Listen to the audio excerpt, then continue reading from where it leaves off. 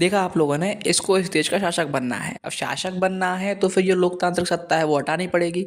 अब कमाल की बात यह है कि वही लोग हैं जो कहते हैं कि हमारे बाप ने इस देश का संविधान बनाया है और इस देश में सिर्फ संविधान ही चलेगा और कोई तानाशाही नहीं चलेगी।